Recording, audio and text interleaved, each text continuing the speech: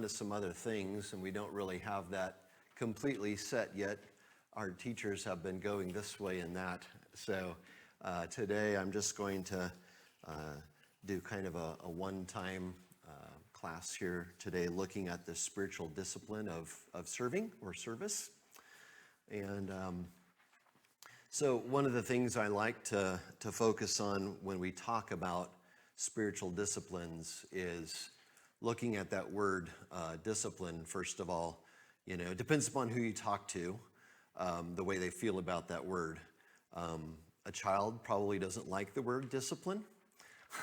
It denotes spanking or timeouts or whatever. But really what we're looking at here is the same root word of a disciple, right? It's learning. It's following Jesus. It's being a student by following him, learning from him, his teachings, his example. So the same with spiritual disciplines. These are things that we devote ourselves to grow spiritually. As is anything that you try to do, to get better at it, you have to be disciplined, whether you're playing the piano or learning how to put together audiovisual systems, or dealing with money or electrical or building wood sheds and selling them. All of these things take discipline, and the more we do it, the better we get at it. Anybody that's taking on some kind of physical thing, they want to compete in a team sport or an individual sport. Boy, you do not. I often think about the Spartan race that I did with Corbin and Micah a few years ago. And it seems so wimpy compared to some of the upper levels of it, but 5 miles of running with 20 obstacles strewn throughout. And I thought I trained and prepared for it, but I had no idea. But if I wouldn't have done the preparing that I did, I probably would have injured myself.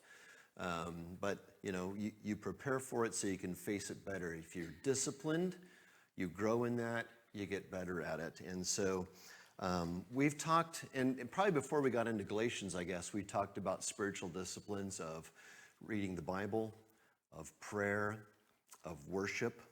And all of those things can be done in a individual, personal context. They can be done in a communal one. And I think both ways teach us new things as well.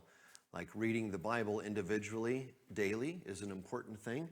And then when we do that as a community, we see other perspectives. We learn and grow that way too.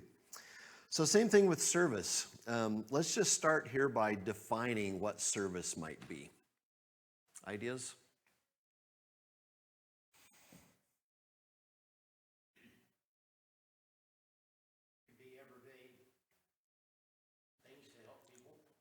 Everyday things to help people, okay? Yeah. Probably most basic would just be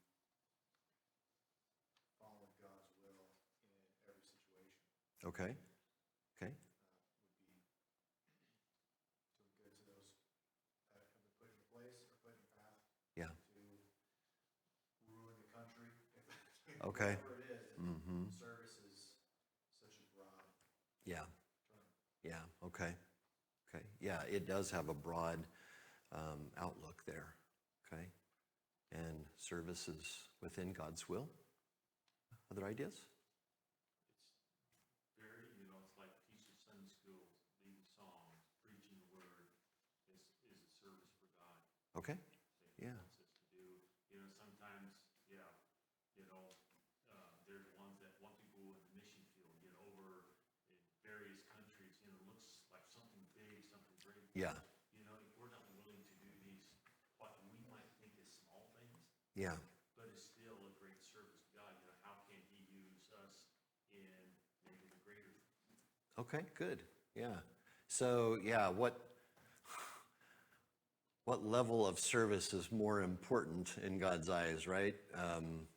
Going and living in South America or Africa as a missionary, or helping your neighbor build a fence that they're struggling with, Both are acts of service. Okay, any other thoughts? How about any of you young people up here? What do you think about service?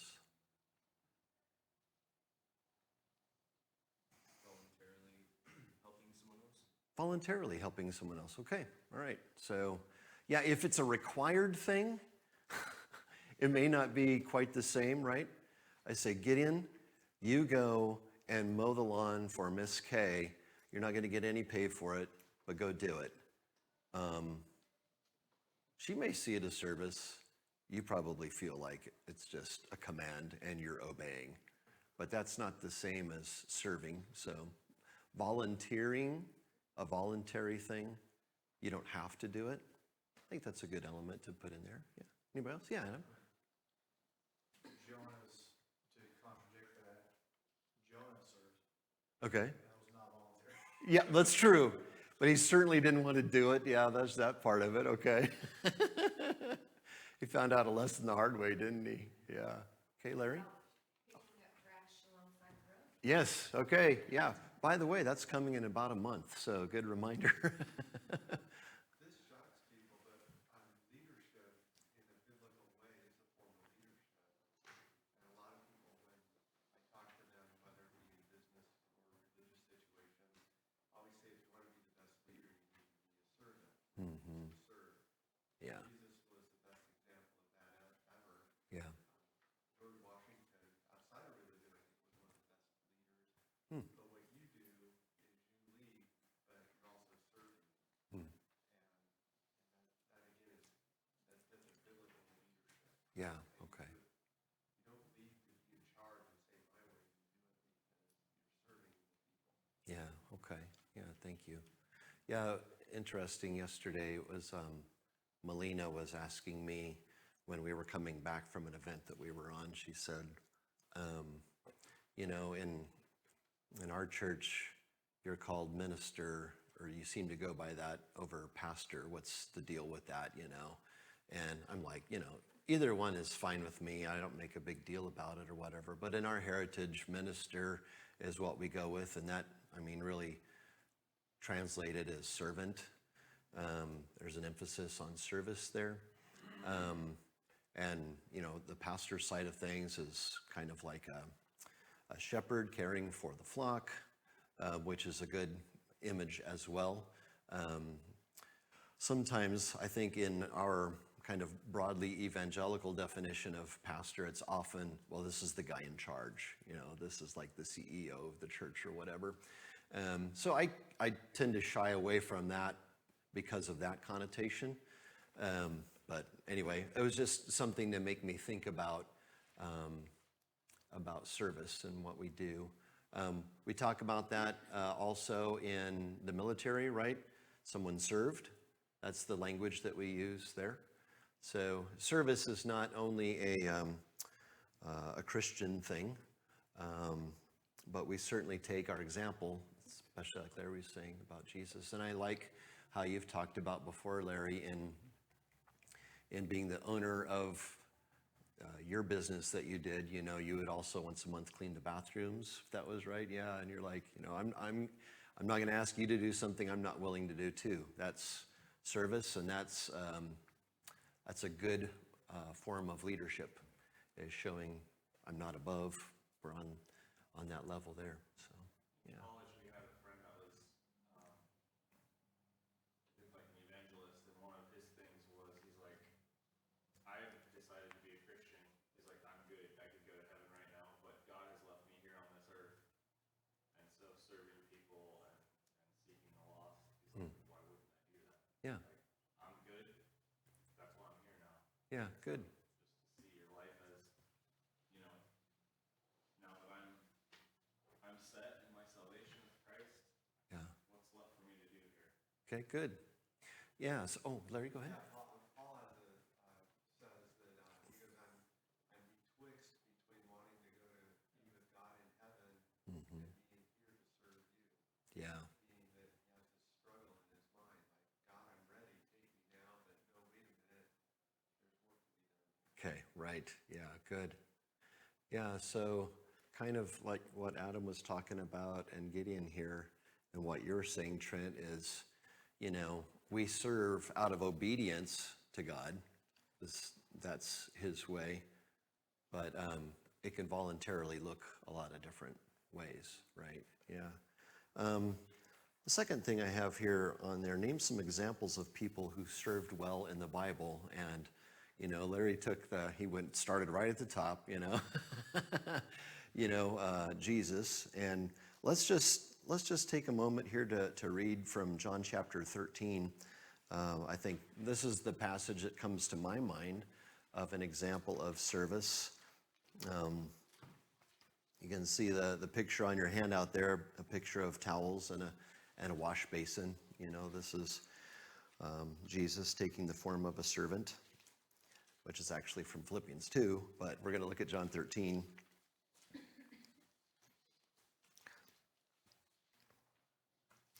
And let's just read this passage here. How far do I want to go?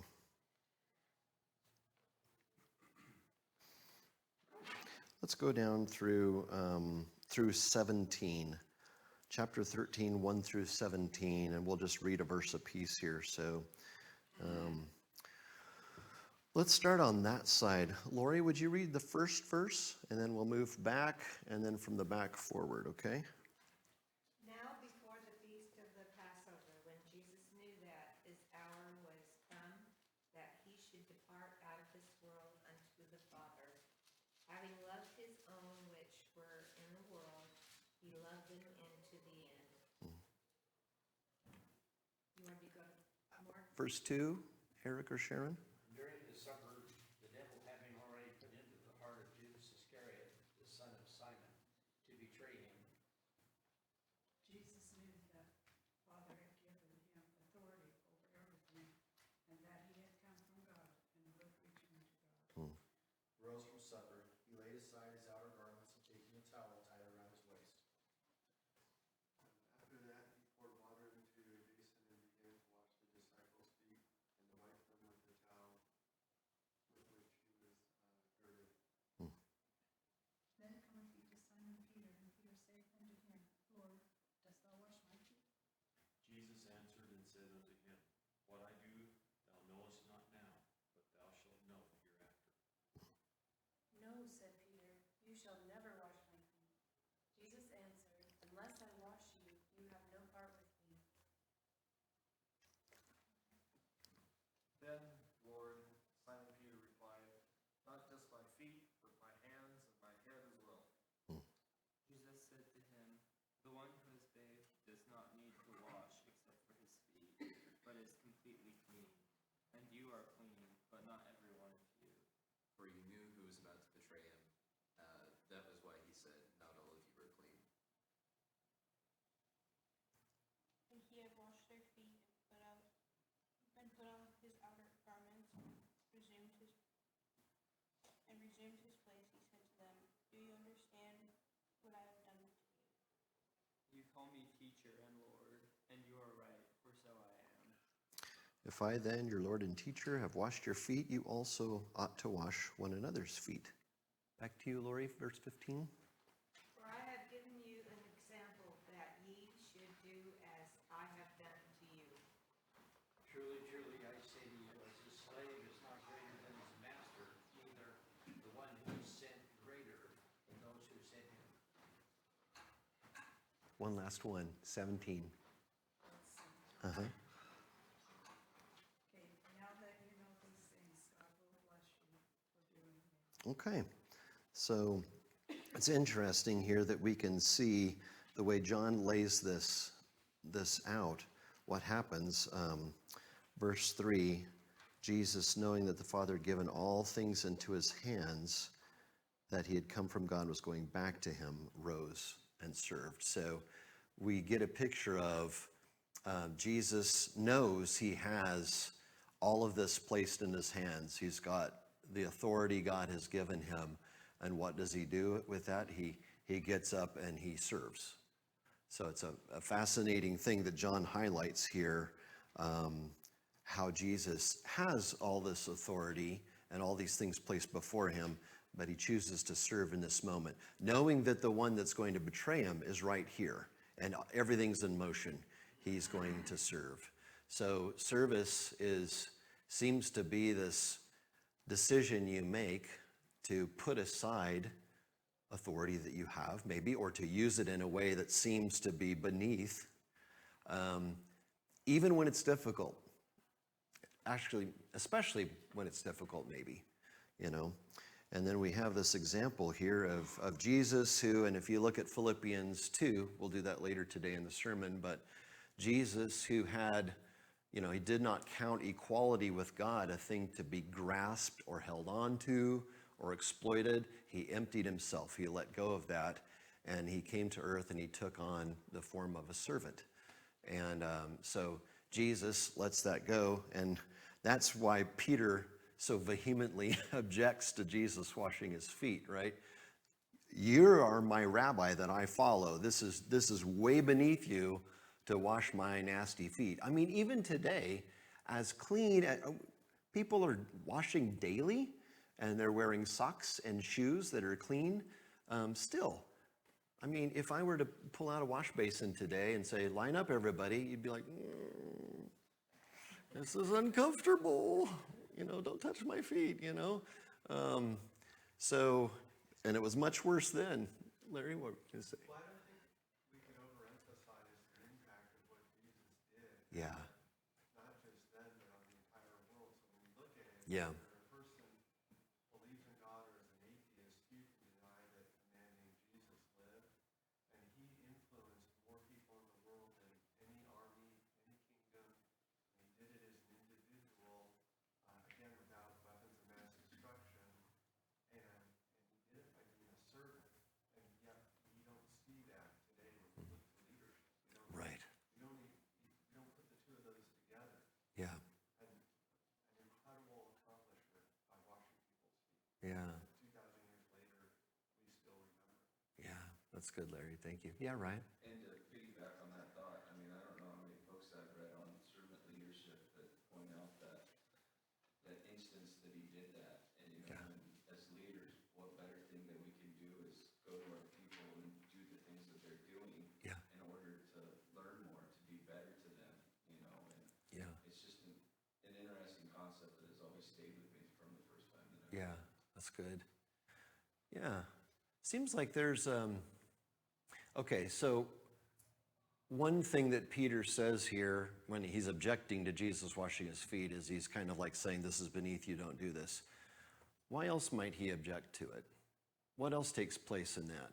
What do you think, Ryan? Well, what I noticed is before, like, I was in the cafeteria one time and I saw a mess and I started cleaning it up with the broom, and the cleaning lady ran up to me and grabbed the broom out of my hand, and, you know, anyways, later on I talked to one of the other ladies and I asked why she did that, and she said, well, she has a purpose and you were taking that purpose away from her, and she doesn't feel needed anymore. And in the same token, I think Peter felt the same way. If he's washing feet, then Peter serves no purpose. What am I supposed to do? Yeah, exactly. Interesting. Okay. Okay, good insight. Thank you. Anybody else? Does there seem to be kind of a relational aspect of serving that can happen?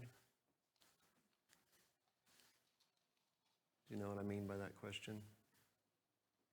For instance, when I was in a campus ministry at Boise State, one of the service projects we had, you've heard me say before, was Operation Scrubbing Bubbles. And people could sign up to have their dorm bathrooms cleaned by us. And so, you know, we went in and we would clean bathrooms at college students in their dorm room. I mean, it was pretty bad, you know. But it's like there's this, almost like this, there's almost this intimate revealing of who I am by you coming in here and seeing my nastiness, you know, and then you're cleaning it. There's like this kind of opening up of myself and making myself vulnerable to you. I wonder if that's going on here with Peter and Jesus. You know, Jesus, I mean, you can't wash somebody's feet without feeling like you're in my bubble, you know. But I love Peter's response when Jesus says, you know, hey, if if you don't let me do this, you don't have any part with me. What does Jesus mean by that, do you suppose?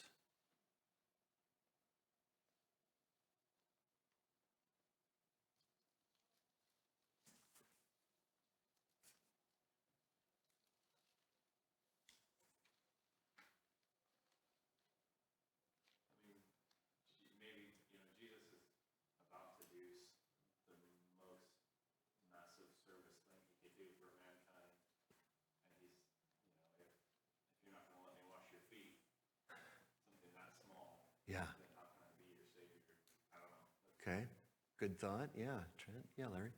Yeah, just kind of fill in what Trent said. Yeah. If you don't think you're worthy enough to have Jesus speak, then why would you think you're worthy enough for him to die for you? Yeah. Okay. And I think he's just setting that tone. Okay. So maybe Paul doesn't feel worthy. Mm. It's Peter, right? Yeah, Peter. Yeah. Maybe he doesn't feel worthy. Paul doesn't. He's not in the picture. That's later. He didn't feel worthy either. But, I've heard people say, "Well, I'm not good enough for God." And Yeah. when you say that, what you're really saying is God is a liar because He says you are. Mm. And so we have to be willing to accept those gifts. Yeah. Okay. Good. Good. Yeah. Yeah, Adam. Part of it you could look at too is, so getting your feet washed back then wasn't that common, but Mm-hmm. the slaves would be doing it. Right. Yeah. Mm-hmm. And part of Jesus doing that could be also, God is everything. Okay. If we don't accept, if we don't praise him for the little tiny things that he does, then we're denied. Yeah. Good. And so the same God who died and rose again, saved us from our sins, is the same God who puts food on our table for us. Yeah. Keeps the rains coming. All these little tiny things that, for the most part, maybe people just take for granted. Yeah. Yeah. And so looking at this part of it, just be like, wow, we need to be thanking him all the time. Yes. Yeah. Good. Good. Thank you, Adam. Yeah. Okay. Yeah, Paul. Just thinking of, I think the verse that we need to humble ourselves in the sight of the Lord so that he should lift us up. Yeah. And, Jesus, God, putting himself in the lowest place, in the slave's place, Mm-hmm. in washing feet, is like, if Jesus can do that, how much more could I be? Because none of us are in his position in heaven. And yet he humbled himself to the lowest point that he could be humble and do that. Yeah. So many times we're like, well, no, I won't do that. I don't deserve to do something like that. Yeah. Yeah. So here's another perspective to think about now then is Peter's place. Is it difficult to receive service done to you? Have you ever felt awkward about that? Yeah. What I was thinking, you have to humble yourself to Mhm. allow somebody to do that Yeah. humbling service to you. Yeah. Maybe he was struggling with that, and if you can't humble yourself to receive Jesus washing your feet, then how can you receive his work on the cross? Yeah. Yeah. That's good.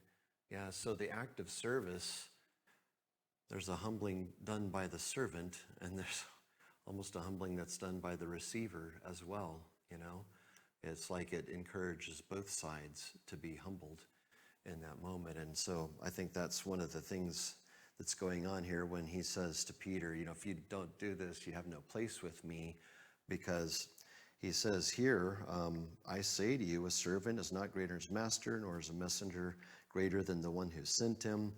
If you know these things, blessed are you if you do them. So the disciple of Jesus is to be humble, and so he's teaching them to be humble in their service and in receiving service from God.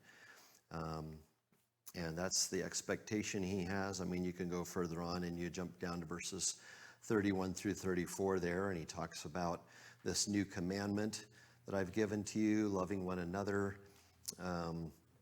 And so for Jesus, love is also wrapped up in the act of service here.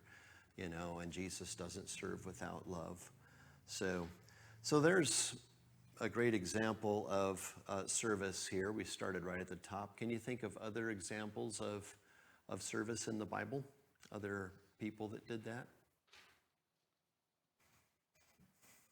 It's hard to like go to someone else after you did Jesus, you know. What's left? You had Mary and Martha. Okay, all right. Yeah. And so Mary and Martha, when Jesus came to the house for a meal, right? Were one or both of those women serving?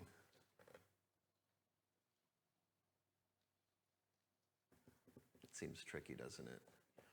I mean, the obvious one is Martha is, and in her mind, she's serving, and Mary is just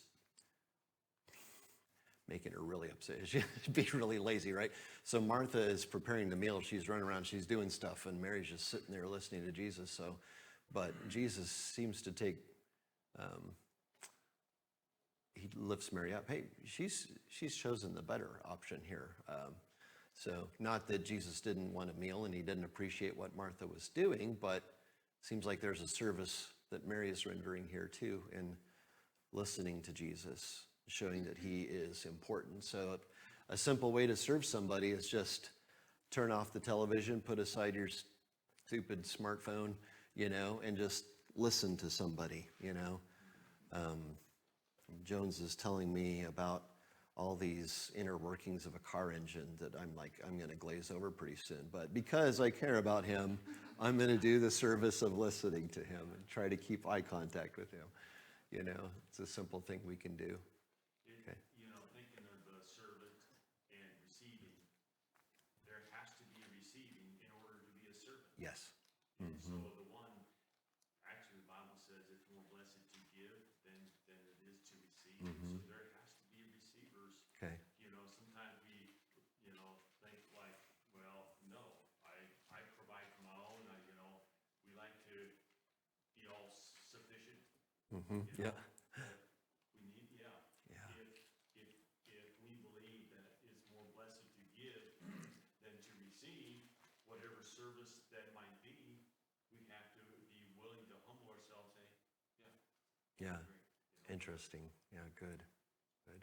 Yeah, Larry. This is a little bit of a joke, but one of the things Brian taught me was that when somebody is complaining to you, ask them the question, are you complaining that you want to get it off your chest and you want someone to listen to you, or are you complaining because you want me to do something?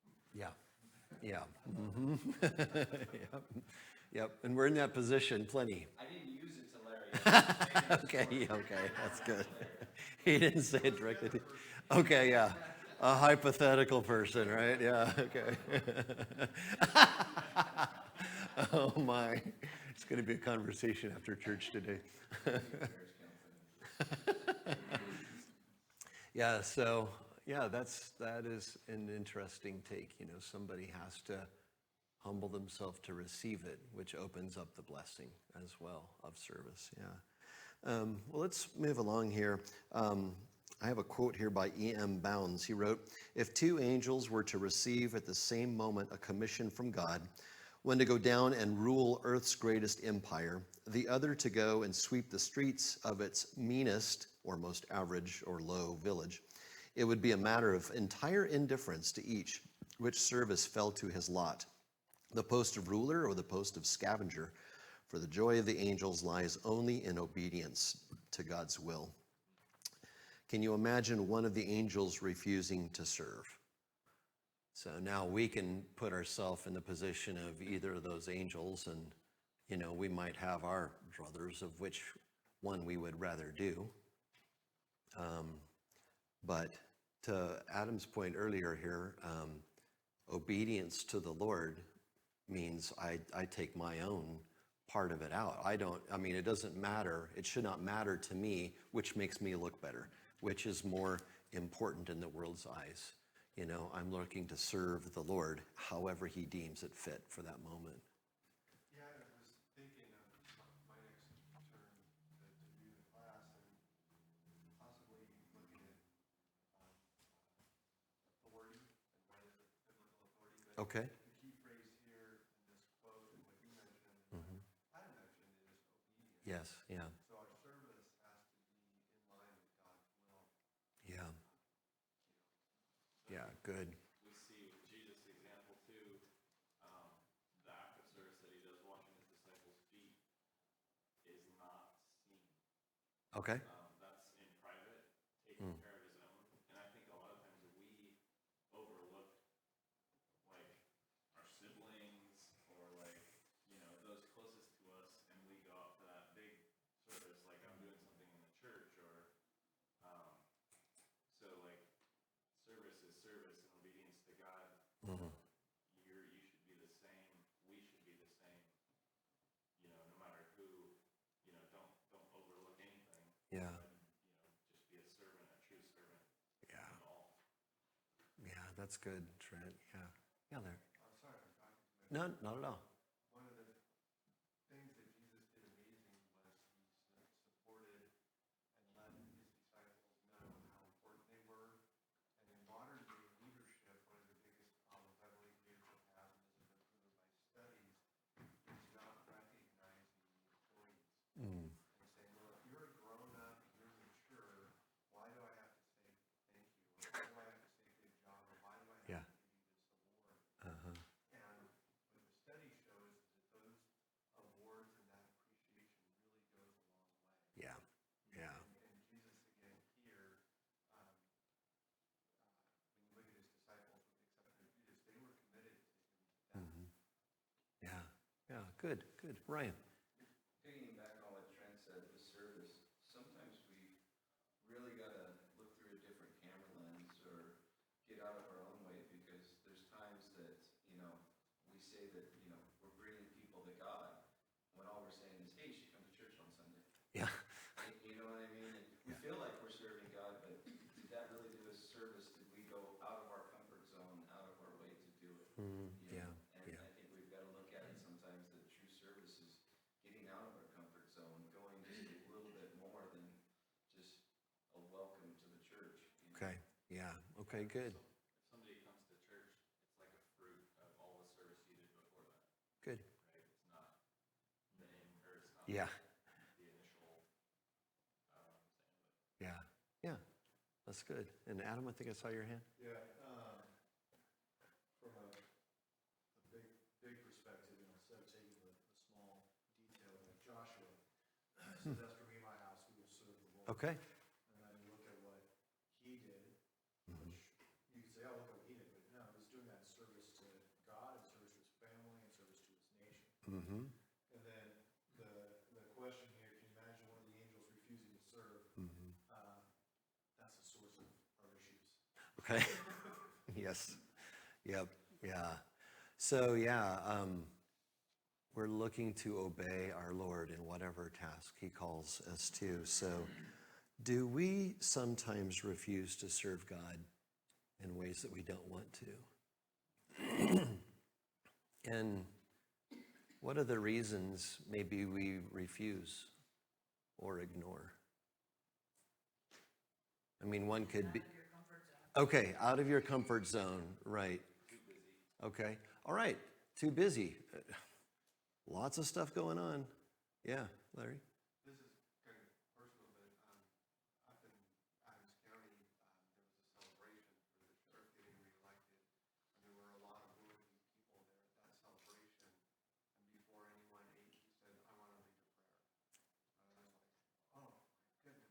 Yeah, And he had no problem professing his faith and giving God the glory for being reelected.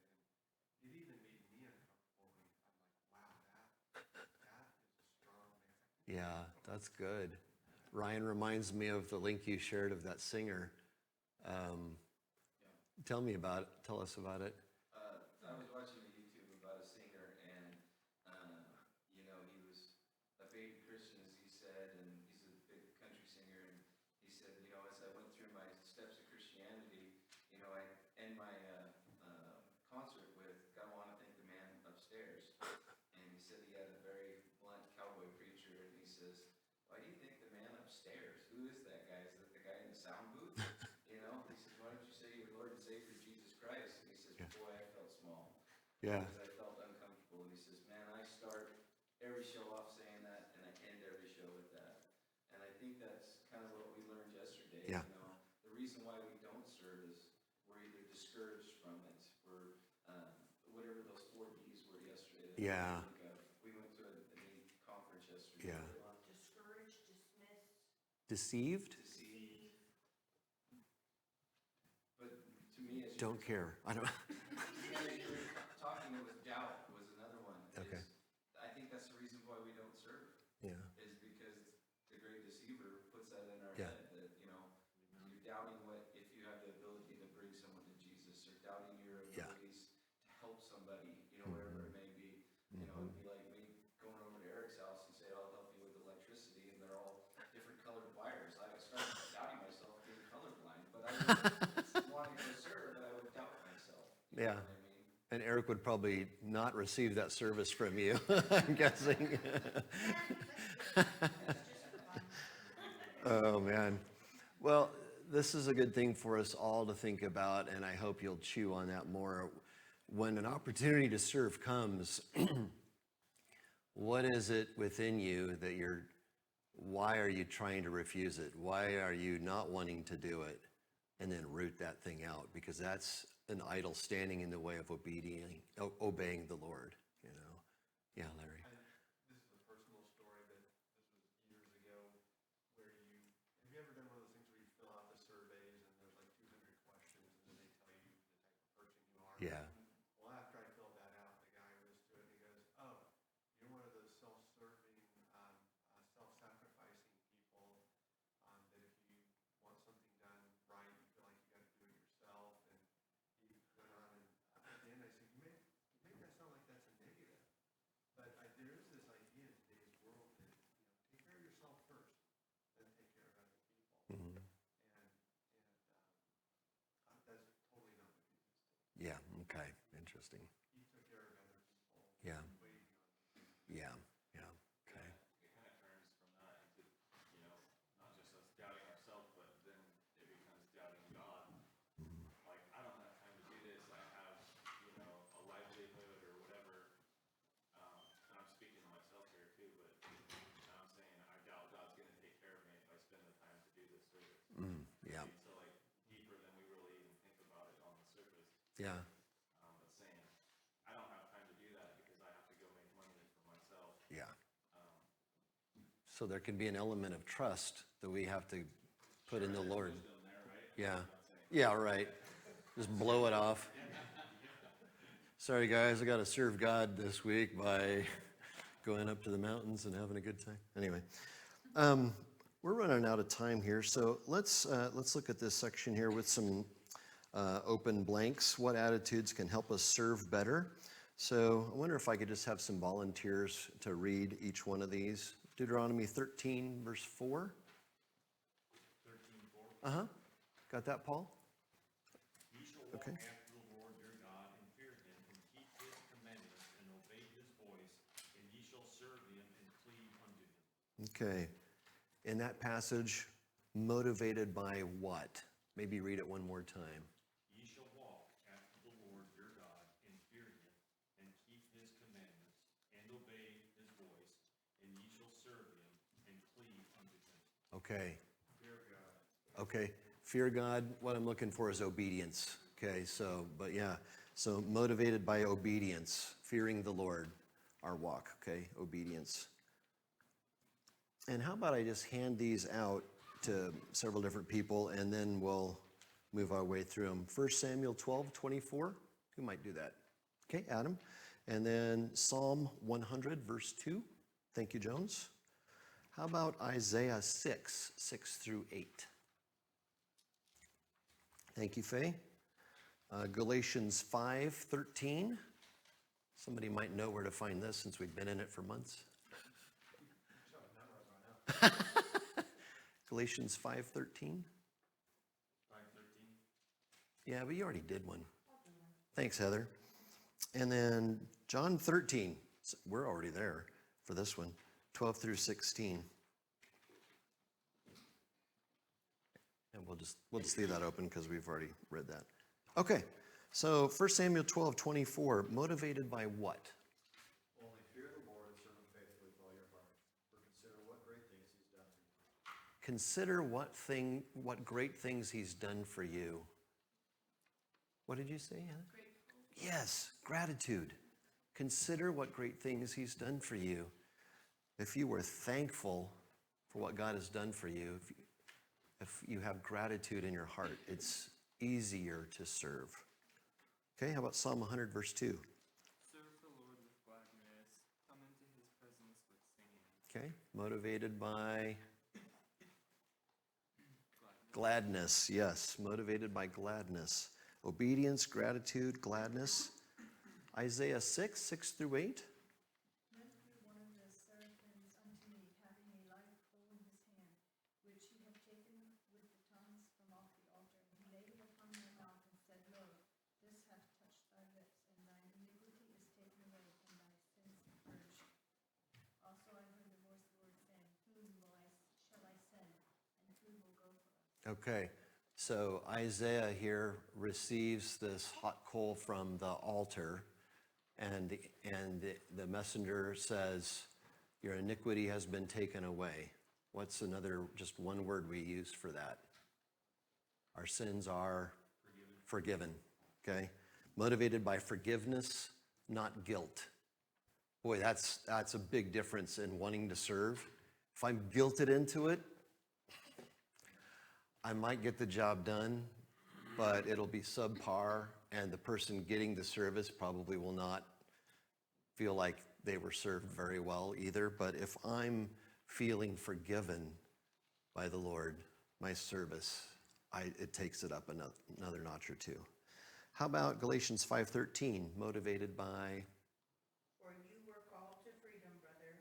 Only do not use your freedom as an opportunity for the flesh, but through love serve one another. Through love, serve one another. So we're motivated by the love of God. We love others because he loved us first. That's a motivating factor in our service. And then finally, John 13, 12 through 16, we read there about Jesus who served the disciples. And we emphasized this word humility, motivated by humility, humbling ourselves in order to serve. So we're definitely out of time here, but perhaps chew on these words here, motivated by obedience, by gratitude, by gladness, by forgiveness, by love, and humility as we serve others around us.